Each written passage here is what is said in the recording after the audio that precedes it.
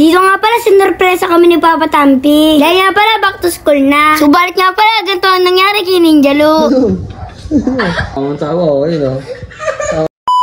Yung araw nga pala ay back to school na. Dito nga pala pumasok kami kahit na ulan. Dahil nga pala sobrang haba ng aming bakasyon. Namiss ko nga pala mag-aral. Dito nga pala bumaba na kami sa school. Pagkatapos nga pala umuwi na si Papa Tampi. Pumunta nga pala si Papa Tampi sa likod. Dito nga pala napansin ni Papa Tampi kunwaring damo. Ginamit nga pala namin ito sa sementeryo. Dito nga pala naisipan ni Mama Tampi ilagay sa likod. Subalit nga pala meron na naman ulit naisip si Papa Tampi. Dito nga pala kumuha ng walis tingting si Papa Tampi. Dahil nga pala lilinisin niya ito. Dahil nga pala meron mga daga dito. Dahil nga pala ito ay binutas ng daga. Dito nga pala para mapakinabangan ay kukuhanin na lang ito ni Papa Tampi. Dito nga pala nilinis niya muna. Saka nga pala pagkatapos niya nilinisin ay hinugas niya ito. Tapos nga pala sinampay para matuyo. Pagkalipas nga pala ng ilang minuto ay natuyo na. Tapos nga pala pinagpag na ito ni Papa Tampi. Dito nga pala okay na ito. Magsisimula na nga pala si Papa Tampi magayos. Dito nga pala ito ang before. Nagtanggal nga rin pala si Papa Tampi ng mga gamit. Dito nga pala para malatag na maayos yung damo. Bali nga pala mga Kadon David, tatlo ang sasakyan namin sa bahay. Dito nga pala mga Kadon David, ang mga sasakyan namin ay si Tampi Luke at saka si Ninja Luke. Siyempre nga pala hindi magpapawala si Beatrix. Dito nga pala mga Kadon David, sino paborito niyo sa tatlo? Dito nga pala pakipusuan kung nagustuhan niyo ang video ito. Dito nga pala nilatag na ni Papa Tampi. Dito nga pala sobrang laki talaga ng natulong ni Ashlong. Kaya naman nagaya nga pala siya sa inyo. Dito nga pala pinagbabalik na ang mga sasakyan. Dito nga pala pinatas na rin ni Papa Tampi na maayos. Grabe naman mga Kadon David, sobrang ganda. Kung nakikita niya parang motor show. Subalit nga pala bike yan. Tawag nga pala dyan ay bike show. Dito nga pala sobrang excited na ako makita yan. Kaya naman susundin na nga pala kami. Dito nga pala ang unang sinundo ay si Tampo. Hinanap nga pala ni Tampo si Papa Tampi. Kaya naman nagulat nga pala siya. Nagulat nga pala si Tampo dahil nasa likod lang siya ni Papa Tampi. Dito nga pala tamang hintay sila sa kalabaw. Kasi nga pala isang oras pa bago ako umuwi. Pagkatapos nga pala nandito na ako.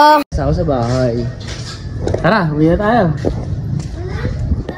Oo, surprise ako sa bahay. Dito nga pala nagmadali na kami kasi nga pala sobrang excited na ako. Dahil nga pala ang inisip ko ay merong bagong bike. Ayan! Ano masasabi mo? Ganda! Galing na. Parang burbor. So yan mga katampi, tingnan natin kung ano masasabi ng dalawang batang ito mga katampi. Ayun. Ano masasabi mo? Sobrang ganda. Ikaw. Sobrang Ano? ganda. Ang bilis pa. Mabilis pa. Ito ito yung dati mo sa'yo Ayaw ko. Bakit? Na. Ayaw mo na nito? Ano lang? Oh! Kay kuya na lang daw. Sabi. Ano? Ang tawa ko, yun o. Tawang tawa. Wala nyo nga pala kung ano nangyari kay Tampo. Kaya naman hanggang dito na lang ang aking storya. Baka naman mga Kadon David, pakilike and comment. Ito nga pala mga Kadon David kung nagustuhan nyo ang video ito.